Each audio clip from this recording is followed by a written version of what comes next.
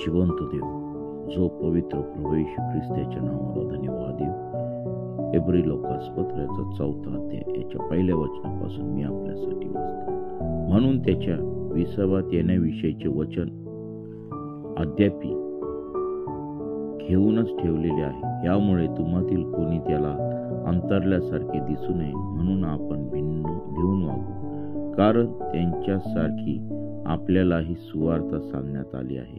परंतु ऐकलेले वचन त्यांना लाभदायक झाले नाही, कारण त्यांचा ऐकणाऱ्यांमध्ये विश्वासाबरोबर संयोग झाला नाही. त्यांची कृत्ये जगाच्या स्थापनेपासून समाप्त झाली. तथापि त्याप्रमाणे मी रागाने शपथ वाहून म्हणालो, हे माझ्या विसाव्यात निश्चित येणार नाही.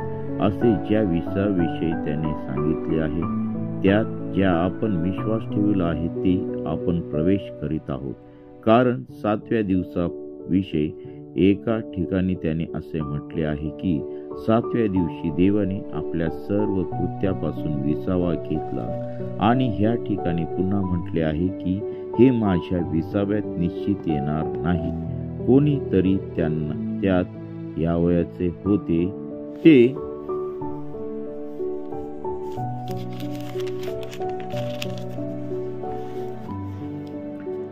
राहिले आहे, आणि ज्यांना पूर्वी सुवार्ता सांगण्यात आली होती ते अवज्ञेमुळे त्यात आले नाही. म्हणून तो पुन्हा आज हा एक दिवस ठरवतो आणि अगोदर सांगितल्याप्रमाणे इतक्या काळानंतर तो दाविदाच्या द्वारे म्हणतो की आज तर तुम्ही त्याची वाणी ऐकाल, तर आपली मने कठीण करू नका. वाचलेले वचन देवापा आशीर्वादित करू. आमेन. हालेलुया. स्तुती धन्यवाद येशू देवापा. पुन्हा एकदा आम्ही तुझ्या पवित्र चरणाजवळ येत आहोत. प्रभू, तू आम्हाला काल रात्रभर सांभाळून पुन्हा एकदा हा नवीन दिवस तू आमच्या आयुष्यात जोडलास, त्याबद्दल आम्ही तुझ्या नावाला धन्यवाद देत आहोत. प्रभू, सकाळची वेळ तू आम्हा प्रत्येक सर्व दासदासींसाठी तू आशीर्वादाची केलेली आहे. तू आमच्या संगती आहेस, त्याबद्दल मी तुझ्या नावाला धन्यवाद देत आहे. प्रिय प्रभूजी, आजच्या ह्या दिवसामध्ये आम्हाला पवित्रतेमध्ये, शुद्धतेमध्ये तू ठेव. तुझ्या वचनाप्रमाणे, तुझ्या इच्छेप्रमाणे जीवन जगण्यासाठी तू आम्हाला सहाय्य कर, मार्गदर्शन कर. तू आमचा आणि आमच्या परिवाराचा ताबा तू घे आणि तुझं गौरव होऊ दे. हो पित्या परमेश्वर, आमचा देशाचा ताबा घे, आमच्या राज्याचा ताबा घे, आणि प्रिय प्रभू येशू सर्व राष्ट्रांचा ताबा घे. प्रिय प्रभूजी, आज या दिवसामध्ये आम्ही तुझी स्तुती, तुझी आराधना, तुझं वचन वाचावं प्रभू, तुझ्या इच्छेनुसार चालवू. यासाठी प्रिय प्रभू येशू आमच्या प्रत्येकाच्या जीवनाचा तू वापर तू करून घे. ओ प्रिय प्रभू येशू, या सकाळच्या समय आम्हा प्रत्येकाला तुझा स्पर्श होऊ दे. प्रभू, तू आमच्या संगती तू बोल. आमचं जीवन शुद्ध आणि पवित्र तू कर. आमच्या जीवनातील सर्व भयानक आजार नासुर येशूच्या नावामध्ये निघून जाऊ दे. ओ पित्या परमेश्वरा, प्रत्येक व्यक्तीला तू आपल्या खिळलेल्या हाताचा तू स्पर्श कर. प्रिय प्रभू येशू, आलेली संकटे, आलेल्या सर्व घाणेरड्या गोष्टी प्रिय प्रभू येशू याच्यावरती मात करण्यासाठी तुझ्या पवित्र सामर्थ्याने तू आम्हा प्रत्येकाला तू भर.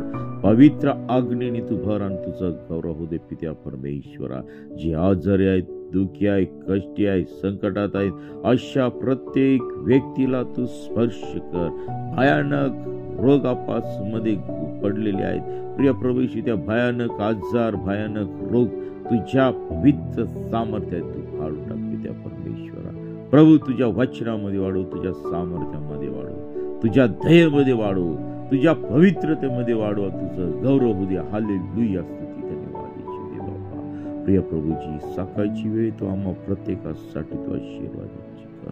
प्रिय प्रभू, आज दिवसभरातील होणाऱ्या सर्व उपास, प्रार्थना, संजीवनाच्या सभा, तरुणांच्या सभा, प्रिय प्रभू येशू तुझ्या पवित्र सामर्थ्याने तू आशीर्वादित कर. प्रत्येक दासदासीची सेवा तू आशीर्वादित कर.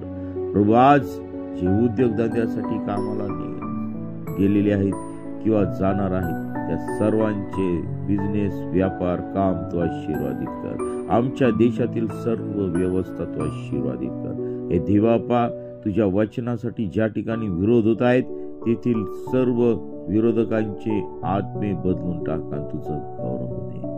प्रिय प्रभूजी, तू महान आणि जिवंत परमेश्वर आहे. ही सकाळची वेळ तुझ्या पवित्र चरणाजवळ समर्पित करत आहे. ही प्रार्थना येशूच्या नावाने मागतो म्हणत आहे.